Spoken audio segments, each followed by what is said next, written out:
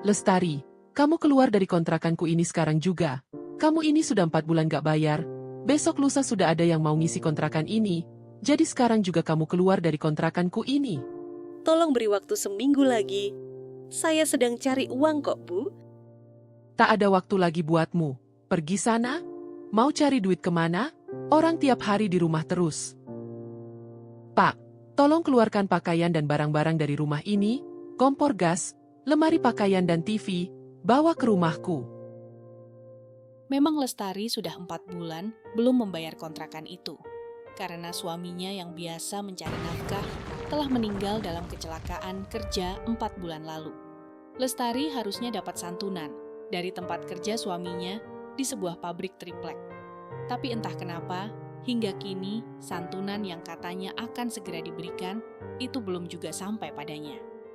Ibu kan perempuan, apa ibu ndak kasihan pada anakku? Setidaknya jangan usir kami senja-senja seperti ini, Bu.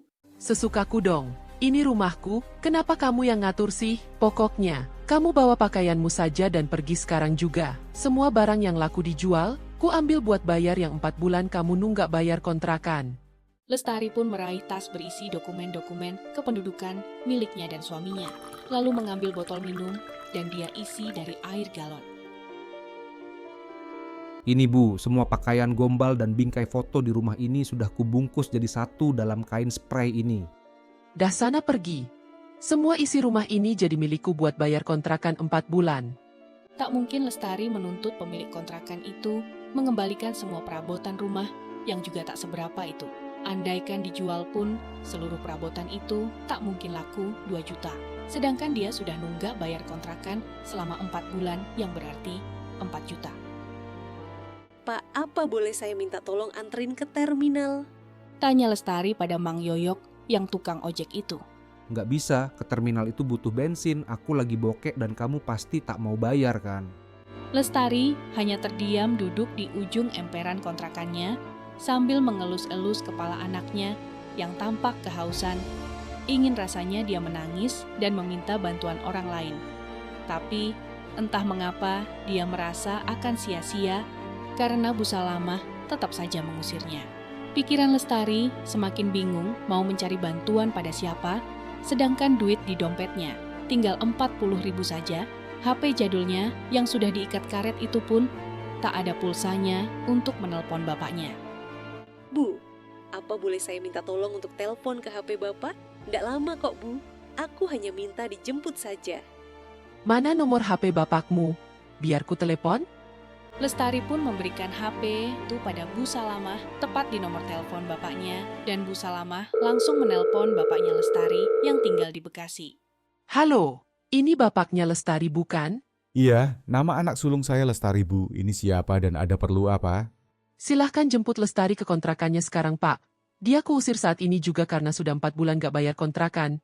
Kontrakannya besok ada yang mau menempati, jadi cepat jemput Lestari atau dia jadi gembel di jalanan. Astagfirullah. Lestari diusir maghrib-maghrib gini. Pak Jayusman lalu segera meraih kunci motornya di meja dan buru-buru keluar rumah menuju motornya yang terparkir di teras. Meskipun jarak dari Bekasi ke Tangerang sangat jauh bagi Pak Jayusman, tapi demi putrinya, dia pun rela menjemput dengan motornya. Sesampainya Pak Jayusman di kontrakan Lestari, sudah jam 8:30 dan hatinya terasa hancur lebur kala melihat putrinya duduk di lantai emperan kontrakan sambil memangku sang putra yang sudah tertidur lelap. Kamu sudah makan, Nak? Lestari tak bisa menjawab pertanyaan bapaknya karena dadanya bergemuruh dan pandangannya pun sudah terhalang bendungan air mata. Kenapa kamu tidak telepon Bapak? Ibu sudah memarahiku dan melarangku menelpon Bapak. Jawab Lestari sambil terisak. Kita pulang ke rumah Bapak ya. Bapak order taksi online buat kamu. Naik motor gak mungkin, buntelanmu segede itu. Selang beberapa saat, sebuah mobil berwarna hitam pun tiba di depan kontrakan. Lestari langsung masuk ke mobil itu setelah buntelan spray besar itu dimasukkan ke bagasi.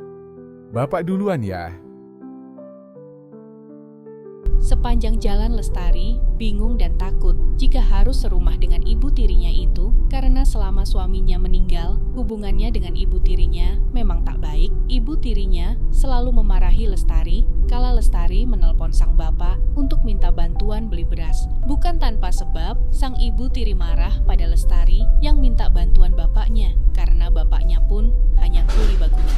Dan dia punya seorang anak yang masih sekolah SMP, rumahnya masih kredit, bahkan motor yang dikendarai Pak Jayusman pun masih kredit. Jadi kondisi keuangan mereka memang mepet. Jika harus ditambah Lestari dan anaknya, pasti sangat membebani.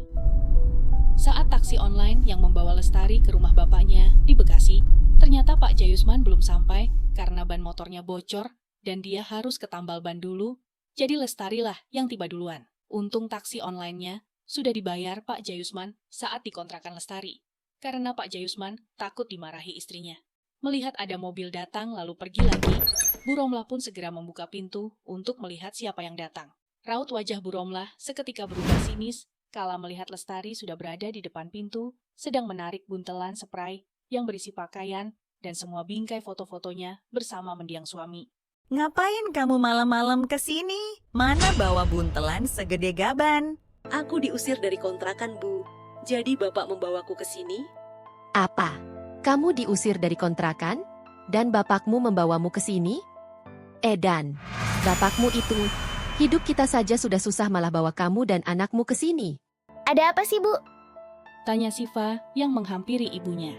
Siva adalah anak kandung Bu Romlah dari Pak Jayusman. Meskipun Bu Romlah masih punya 2 anak lagi dari mantan suaminya, tapi kedua anaknya sudah berkeluarga dan tinggal di Jakarta dengan keluarga barunya. Lihat, Lestari mau tinggal di sini. Dia diusir dari kontrakannya dan sama bapakmu malah dibawa ke sini. Ih, Bapak ini apa-apaan sih? Ngapain bawa dia ke sini? Mana ada bayinya lagi, berisik tahu, Bu. Renggek Siva dengan manja membuat Lestari begitu sakit hati. Di saat Bu Romlah dan Siva berdiri di pintu, seakan menghalangi Lestari masuk rumah itu, Pak Jayusman datang dengan motornya dan langsung parkir di emperan rumah. Kalian ini ngopo sih malah berdiri di pintu gitu? Biarkan Lestari masuk. Pak, hidup kita aja susah. Cicilan 2 juta per bulan, listrik, sekolah Siva, ngapain ditambahin beban? Santunan BPJS suaminya Lestari sebentar lagi cair. Bisa buat ngontrak sama modal usaha, Bu. Jawab Pak Jayusman membuat Bu Romlah merasa lega, lalu menyuruh Lestari masuk. Nanti sebagian dana itu berikan padaku untuk biaya hidupmu di sini. Sudah, ayo masuk. Jangan hiraukan ibumu itu, kan kamu sudah tahu kalau bicaranya memang begitu. Pak, Mbak Lestari mau tidur di mana? Aku ndak mau Mbak Lestari dan bayinya tidur di kamarku, berisik dan pasti bau pesing karena ompol bayinya. Tanya Siva sambil berdiri di pintu kamarnya, seolah tak ingin ada yang masuk kamarnya.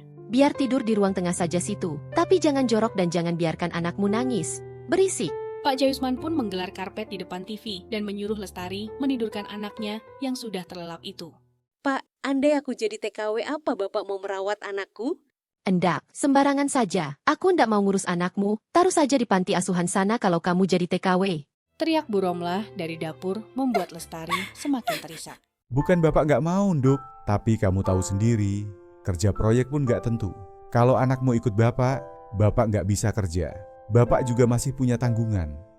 Lestari, bawa pergi anakmu itu ke kampung suamimu, kasih keluarganya sana dan pergilah jadi TKW. Jangan nyusahin bapakmu saja, kamu itu sudah bukan tanggung jawab bapakmu, paham? Lestari hanya tertunduk. Selama 2 tahun menikah, dia belum pernah tahu kampung halaman suaminya.